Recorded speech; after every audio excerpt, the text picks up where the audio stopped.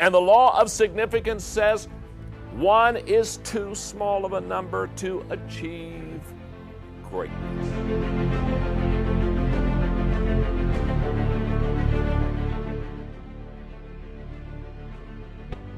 Are you ready? Law number one. The law of the significance says one is too small of a number to achieve greatness. Name one significant accomplishment that was a result of only one person's effort. You can't do it. You can go throughout history and look at the men and the women who have marked our world for either good or bad. And I promise you, if they did something that was significant, they had a team around them.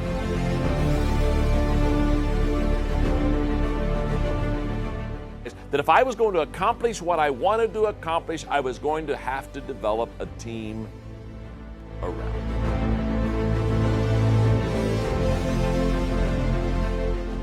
If you have a great idea, and I have a great idea, and we sit down over a cup of coffee, and we share with each other the great idea. Now, how many great ideas do you have? That's exactly right. You've gone from 1 to 2 because of teamwork. One is too small of a number to achieve greatness. I think there are several reasons why we do it ourselves instead of develop other players to be on our team. And number one, insecurity. I know people that say, oh my goodness, I have this idea.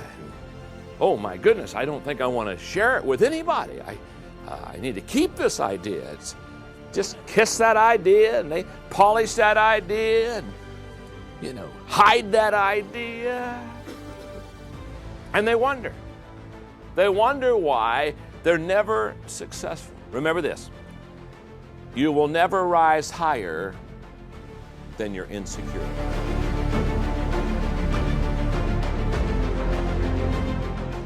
Number two, ego. A lot of times we don't share because we don't want anyone else to have the credit.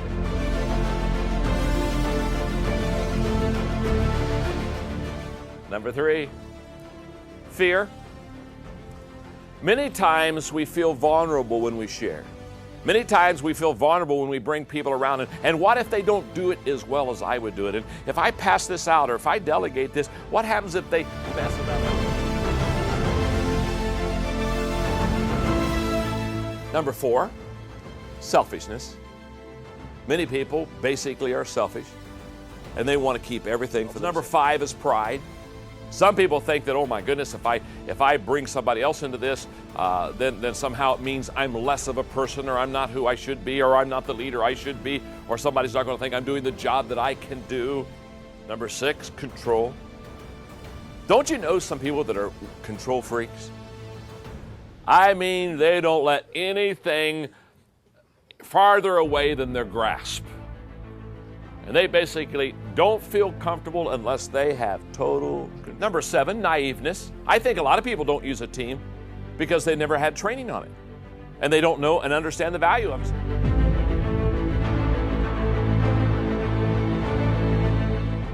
Number eight, poor teammates.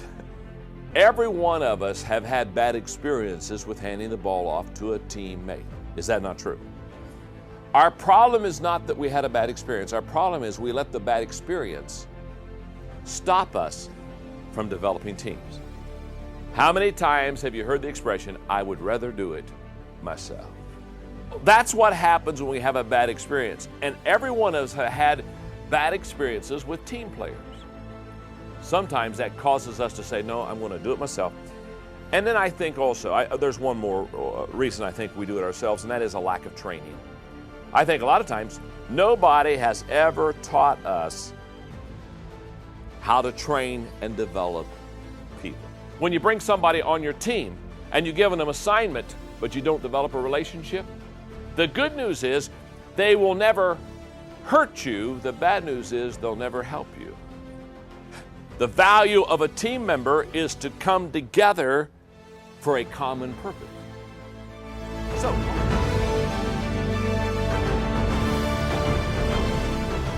you bring somebody on your team, not only to have a connection and a relationship with them, but also to train them that they really become effective.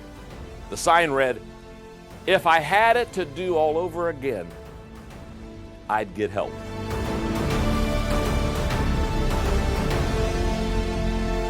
And the law of significance says one is too small of a number to achieve greatness.